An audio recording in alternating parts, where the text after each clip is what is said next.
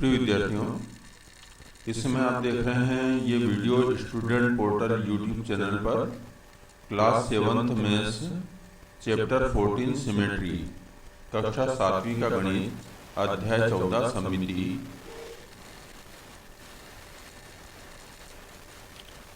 एक आकृति में रैखिक सममिति तब होती है जब कोई ऐसी रेखा प्राप्त की जा सके जिसके अनुदिश उस आकृति को मोड़ने पर उसके दोनों भाग परस्पर संपाती हो जाए।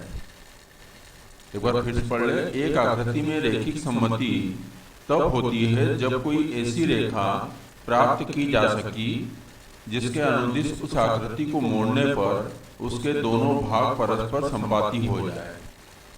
A figure has line symmetry if there is a line about which the figure may be folded so that the two parts of the figure will coincide. A figure has line symmetry if there is a line about which the figure may be folded so that the two parts of the figure will coincide.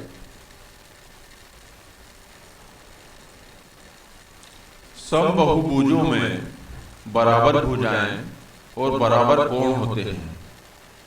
उनकी अनेक अर्थात एक से अधिक सममित रेखाएं होती हैं। Regular polygons have equal sides and equal angles. They have multiple I more than one lines of symmetry. देखो विद्यार्थी, ये वीडियो मैं इसलिए अपलोड कर रहा हूँ ताकि कोई भी प्रश्नावली के सवाल हल करने के पहले यदि उस चैप्टर के बारे में अगर थोड़ी सी परिभाषाएं या जानकारी मिल जाए तो उस प्रश्नावली को हम अच्छी तरह समझ सकते हैं। आगे की प्रश्नावली को समझने के लिए ये मुझे डालना जरूरी था। हालांकि ये चैप्टर स्टार्ट करने के पहले डालना था पर वो मेरे ध्यान में आ नहीं रहा था, और अब से मैं प्रत्येक चैप्टर के ये जो समरी है इस प्रकार से डालूंगा ताकि आप चैप्टर को अच्छी तरह समझ सकें। प्रत्येक समबहुभुज की उतनी ही सममित रेखाएं होती है जितनी उसकी भुजाएं होती है। समबहुभुज की, जैसे ये समबहुभुज है, समषट्भुज है जिसमें 6 भुजाएं होती है, तो उसकी सममित रेखाओं की कितनी संख्या होती है? 6। ये समषट्भुज है, 1 2 3 4 5 6। ये 6 भुजाओं वाला बहुभुज है जिसकी प्रत्येक भुजा समान है, तो इसकी सममित रेखाओं की संख्या होगी 6। समपंचभुज जिसकी 5 भुजाएं हैं और पांचों समान है, तो इसकी सममित रेखाओं की संख्या होगी 5। वर्ग 4 भुजाएं होती है, चारों समान भुजाएं होती है, तो यह सममित रेखाओं की इसकी संख्या रहेगी 4। समबाहु त्रिभुज, ये त्रिभुज जिसकी तीनों भुजाएं बराबर है, तो इसकी सममित रेखाओं की संख्या कितनी होगी? 3। मतलब प्रत्येक समबहुभुज की उतनी ही सममित रेखाएं होती है जितनी उसकी भुजाएं होती है। Each regular polygon has as many lines of symmetry as it has sides. Regular polygon है, regular hexagon 6 sides each equal and line of symmetry 6. Regular pentagon 5 lines of symmetry, here 5 equal sides in regular polygon. Therefore there will be 5 lines of symmetry. In a square there are 4 equal sides. Therefore lines of symmetry is 4. Equilateral triangle 3 equal sides. Therefore lines of symmetry, number of lines of symmetry is 3. दर्पण परावर्तन से ऐसी सममिति प्राप्त होती है जिसमें बाएं दाएं अभिमुखों का ध्यान रखना पड़ता है। मतलब बाईं और दाईं साइड का अभिमुखों का ध्यान रखना होता है। Mirror reflection leads to symmetry under which the left right orientation have to be taken care of. तो ये बाएं दाएं अभिमुखों का ध्यान रखना मतलब क्या होता है? जब भी आप अपने मोबाइल कैमरे से, फ्रंट कैमरे से अगर कभी आप सेल्फी लेते हैं तो उसको जब वापस दोबारा देखेंगे उस फोटो को, तो जो आपका लेफ्ट साइड रहेगा उसमें राइट दिखेगा और राइट साइड जो है लेफ्ट साइड दिखेगा। ये हमको ध्यान रखना होता है कि हम बाएं साइड हमारा अब कौन सा रहेगा। दर्पण के अंदर बायां दायां हो जाता है, उसी प्रकार दायां बायां हो जाता है। घूर्णन में एक वस्तु को एक निश्चित बिंदु के परितः घुमाया जाता है। यह निश्चित बिंदु, जैसे यह है निश्चित बिंदु, यह निश्चित बिंदु घूर्णन का केंद्र कहलाता है। इसको बोलते हैं घूर्णन का केंद्र। जिस कोण पर वस्तु घूमती है उसे घूर्णन का कोण कहते हैं। जैसे ये वस्तु को अगर कभी मान लो इसको घुमाते हैं, ये 90 डिग्री से घुमाते हैं, तो 90 डिग्री क्या हो जाएगा, उसका घूर्णन कोण हो जाएगा। आधे या अर्ध चक्र का अर्थ 180 डिग्री का घूर्णन है। मतलब इस वस्तु को अगर आधे राउंड से घुमाएंगे तो वो कितने कोण से घुमेगी, 180 अंश से। 1/4 से तो 90 से, और 3/4 से घुमाएंगे तो 270 डिग्री से, और 4/4 मतलब पूरे एक राउंड लगा देंगे तो कितना होगा, 0 डिग्री या 360 डिग्री अंश से ये घूम जाएगी। 1/4 चक्कर का अर्थ 90 अंश का घूर्णन है। घूर्णन दक्षिणावर्त और वामावर्त दोनों ही दिशाओं में हो सकता है। अब देखो दक्षिणावर्त और वामावर्त क्या होता है, ऊपर की तरफ हमेशा रहती है उत्तर दिशा, नीचे दक्षिण रहती है। तो वस्तु अगर ऐसे घूमती है, नीचे की तरफ घूमती है, ऐसी घूमती है, तो ये रहेगी नीचे की तरफ दक्षिणावर्त, जिसको हम बोलते हैं घड़ी की सुइयों की दिशा। तो घड़ी ऐसे घूमती है, ऐसे घूमती है, तो इसको बोलते हैं अपन क्लॉकवाइज। तो इस तरफ से देखेंगे तो नीचे की तरफ जा रही है, तो ये दक्षिण दिशा में जा रही है, तो दक्षिणावर्त मतलब क्लॉकवाइज, मतलब घड़ी की सुइयों की दिशा। वामावर्त उत्तर दिशा, अगर ऐसी उल्टी घूम रही है तो उसको हम बोलेंगे कि वामावर्त दिशा में घूम रही है, मतलब एंटी क्लॉकवाइज, मतलब घड़ी की सुइयों की विपरीत दिशा में घूम रही है। तो यहाँ पर घूर्णन कैसा होता है, दक्षिणावर्त और वामावर्त दोनों दिशाओं में हो सकता है।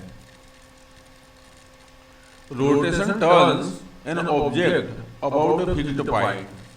This fixed point is the center of rotation. The angle by which the object rotates is the angle of rotation. A half turn means rotation by 180 degree. A quarter turn means rotation by 90 degree. Rotation may be clockwise or anti-clockwise. यदि घूर्णन के बाद वस्तु स्थिति के अनुसार पहले जैसी ही दिखाई देती है तो हम कहते हैं कि उसमें घूर्णन सममिति है। भले वो कितने कोण से घूमे, अगर वैसी दिखाई घूर्णन करने के बाद वस्तु किसी भी क्षण वैसी दिखाई देते हैं तो उसको हम बोलते हैं कि ये इसमें घूर्णन सममिति है। तो ऐसी कितनी बार 360 डिग्री में कितनी बार दिखाई देती है उसको बोलते हैं हम घूर्णन सममिति का क्रम। अगर 3 बार पूरे एक चक्र में या 360 डिग्री के कोण में घूमने में 3 बार अगर वैसी दिखाई देती जैसी पहले थी या पूर्ण शुरुआत में थी या वास्तविक स्थिति थी, तो उसको बोलते हैं हम कि उतनी घूर्णन सममिति है। If after a rotation an object looks exactly the same, we see that it has a rotational symmetry. एक पूरे चक्कर में मतलब 360 डिग्री में एक वस्तु जितनी बार स्थिति के अनुसार पहले जैसी ही दिखाई देती है वह संख्या उस घूर्णन सममिति का क्रम कहलाती है।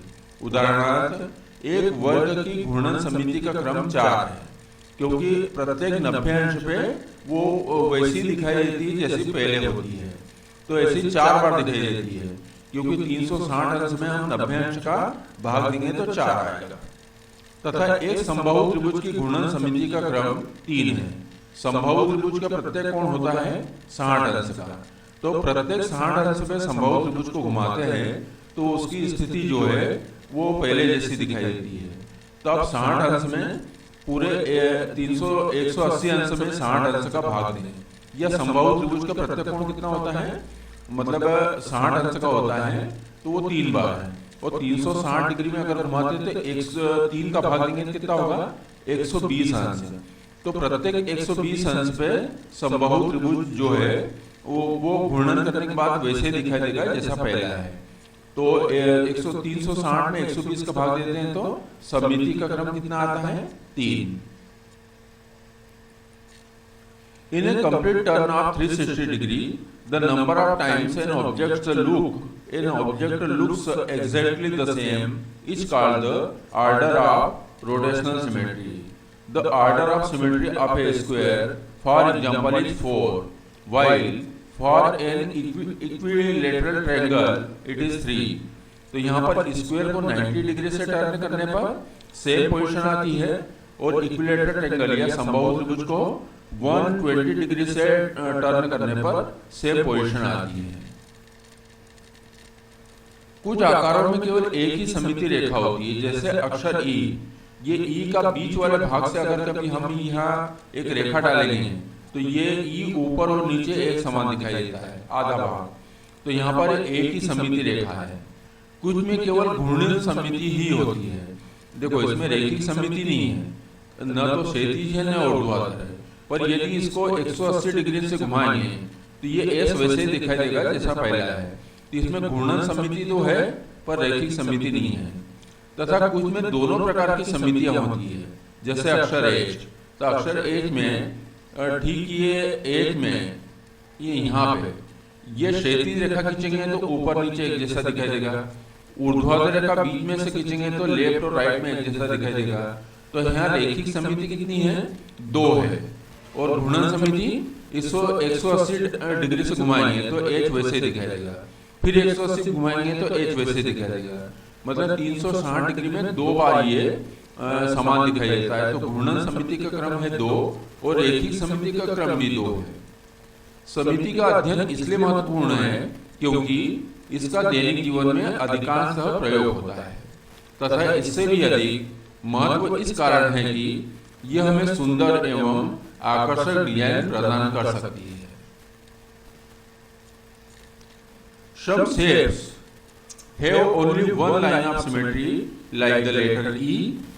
Some have only rotational symmetry like the letter S, and some have both symmetries like the letter H. The study of symmetry is important because of its frequent use in day-to-day life, and more because of the beautiful designs it can provide us. जैसे कि हम देखते हैं दीपावली पे या जब भी lighting करते हैं तो जो एलईडी बल्ब जलते हैं उसमें पूरा सर्कल घूमता है, तो वो वहाँ पर सिमेट्री जो है वो अलग अलग ब्यूटीफुल डिजाइन में नजर आती है और अच्छी लगती है। Thanks for watching, like and share this video. इस वीडियो को देखने के लिए धन्यवाद, और इसे लाइक जरूर करें और अपने दोस्तों को भी शेयर करें। तो आपने देखा ये क्लास 7 मैथ्स चैप्टर 14 सिमेट्री कक्षा 7वीं का गणित अध्याय 14 सममिति के इंट्रोडक्शन या इंपॉर्टेंट पॉइंट्स, डेफिनेशन, समरी। तो इस समय आप देख रहे हैं स्टूडेंट पोर्टल यूट्यूब चैनल पर ये वीडियो। इस वीडियो को देखने के लिए पुनः धन्यवाद।